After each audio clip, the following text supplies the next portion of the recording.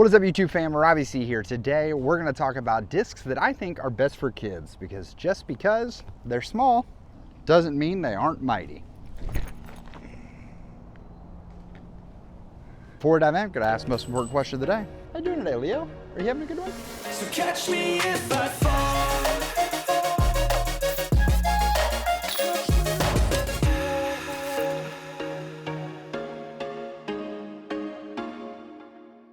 Today we are talking about a company. I want to highlight a company for today's disc because we're talking about discs that are great for kids. I have a 5-month-old at home, and I hope that he is interested in disc golf one day.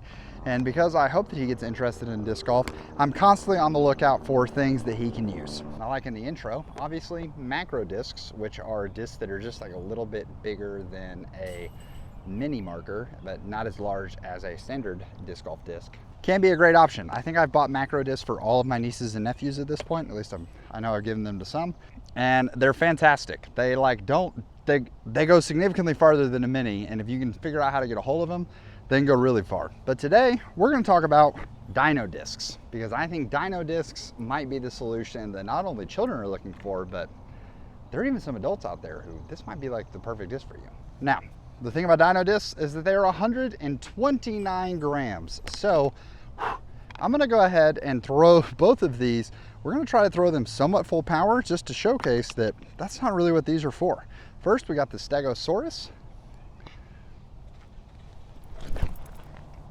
And you can see, kind of burned over a little bit.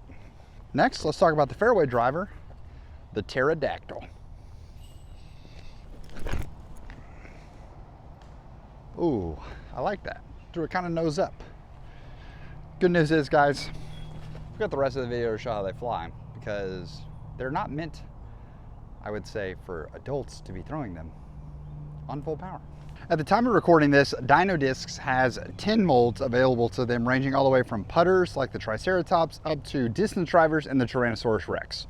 I mean, guys, the naming scheme alone can make you quite interested in trying to throw these discs, and they're designed for kids. This company's entire purpose is creating discs in lighter weights ranging from 110 grams all the way up to 140 grams so that kids have the opportunity to throw them. Now, one thing about weight is that when we lower the weight of a disc, we lower the threshold required to get the disc to fly at a certain sort of characteristic. And when we're talking about how molds are made, if a mold has a 9.5 minus 2.2, then that means you have to throw it with enough spin and power in order for that 9 speed to reach its potential, but also that -2 turn for it to have some movement against its natural spin. And then usually if you give it enough, it'll still have that fade at the end to give that 2, that +2 on the other side. The issue is when people grab lightweight discs, such as the easy to use line from Latitude 64, we think, oh, well, the threshold is lowered, so now I can just be yeeting this thing and throw it full power super hard and see what's gonna happen.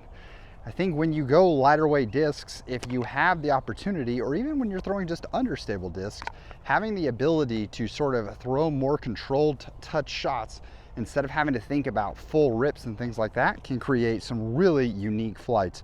And that's what we're gonna try to do with these Dino Discs for the rest of the video. So we're gonna start with the Stegosaurus, and we're just gonna try to throw it nice and smooth, a little bit of hyzer, and see what we can get out of it.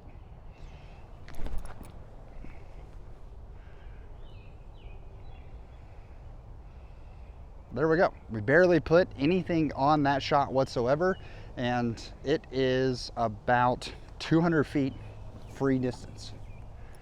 Let's see if we can't put just a tiny bit more hyzer and a tiny bit more power behind the Pterodactyl, which is one of their faster molds.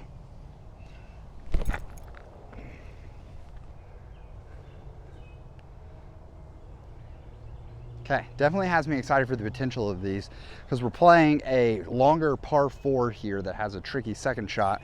I think we're going to be able to see the turn that we have for this next shot.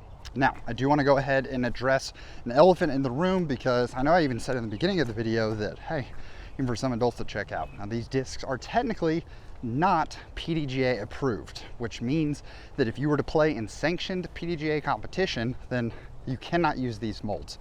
These molds are like the heavier weight versions of them, because the company that manufactures them are approved, but these lighter weight versions are not.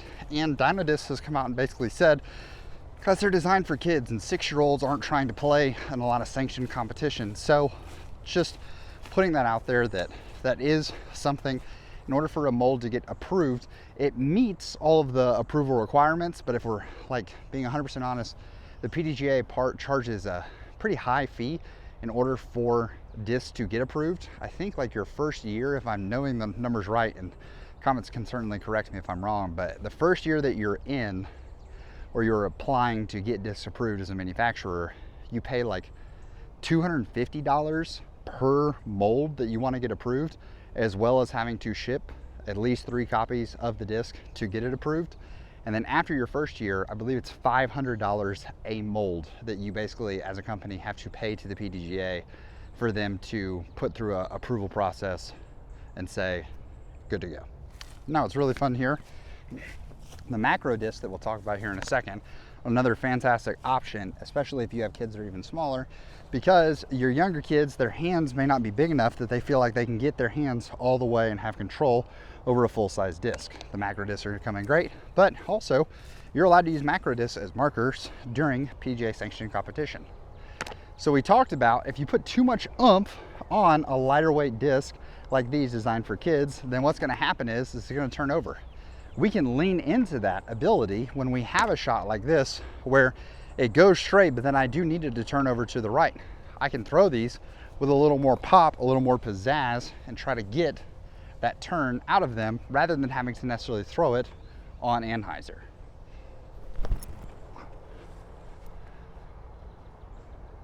Bang. That one's back in there. Let's see if we can get the pterodactyl to do the same. I've been throwing the pterodactyl like super nose up, and it's been climbing. Let's see.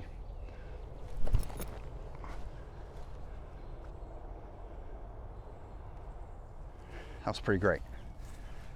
Guys, if you've never gone and grabbed some lighter weight discs, and like I said, just had a round where you're just throwing super easy, super casual, these can be such a fun time to mess around with. Even though we've got storms brewing and the wind gusts today are going to be up to 20 miles an hour. That's been the biggest reason I've been hesitant about making this video. But back here in the like protected woods, it's just a straight up good time. Guys, the amount of times that I have taken a 4 on this hole, because I came back here with my whole bag and like tried to play this, attacked it too aggressively. And the fact that we just ended up with a look that we converted on for one of them. Yeah, we just converted on 2 drives with 129 gram discs to grab pretty makeable 3s. The only sketchy part about putting those was the fact that these are not putting putters. We don't have to throw hard. You don't have to go down to 129 grams. Simply just lowering the weight and not feeling like you've got to puff your chest out and be the big man on campus and throw the 175 gram disc because I'm a big, strong man who plays the disc golf. I be throwing these plastic frisbees in the woods. Yeet, that's right, tree. Do you hear me? I'm a man. It's okay. Take a lighter weight disc and just throw it and get easier distance. Now let's talk about macro discs, because in my hands today we have a macro tunnel shot by Compound Discs located out of Georgia, and we have a macro Get Freaky Zone out of Michigan. So macro discs, as you can see, I've got pretty large hands, but even like hand size, this is a macro disc inside of my hands. And conversely, this is a full-size disc. Yeah, I can't grab one of those. Macro discs are such a good time. If you have a crew that regularly plays Rip Revenge, then I would highly encourage getting a macro disc, because that way if someone decides like, hey, throw a mini, bang, you're good to go. I know at the Hyzer Club Championships, which is Foundation's Patreon gathering they do every year, they have a Rip Revenge round that they normally have, and several of us who walked into the first Hyzer Club Championship had one of these macro discs in our bag, hoping that someone would say, well, you have to throw a mini on this hole. Yeah, no problem. Whoosh. These are fantastic, and most often macro molds are smaller versions of the exact same mold. For instance, the Tunnel Shot was a lid type approach putter that I used for a long time, and this is a 3D printed version of it, just like I said, significantly smaller. So it maintains some of the same flight characteristics, but usually doesn't have as much distance because they're traditionally lighter weight, and it's just harder for something small to push through, but they can still go a considerable amount of distance. For instance, the first time that I ever threw a macro disc, I'll never forget, I was at a place called Raleigh's Place down in a southern part of Alabama.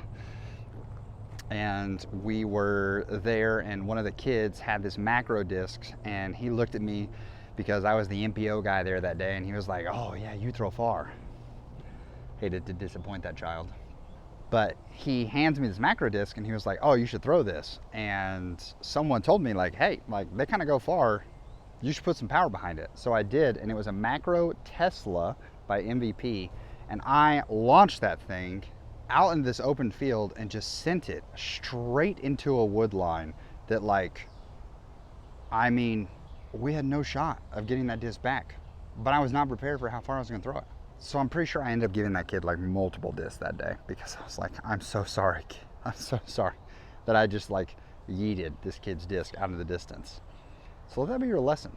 These macro discs do go far. And if a kid hands you theirs, as we say on the third hole of the Buzz Battles, don't throw it in the woods. In a similar vein to the understable disc that we threw in the Dino Discs, you can sort of try to overpower these and give them a chance to turn over. So we'll go Tunnel Shot first.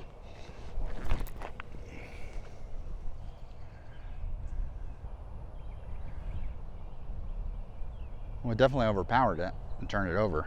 Maybe I shouldn't be going power grip on these, but fool me once, shame on you. Fool me twice, shame on me.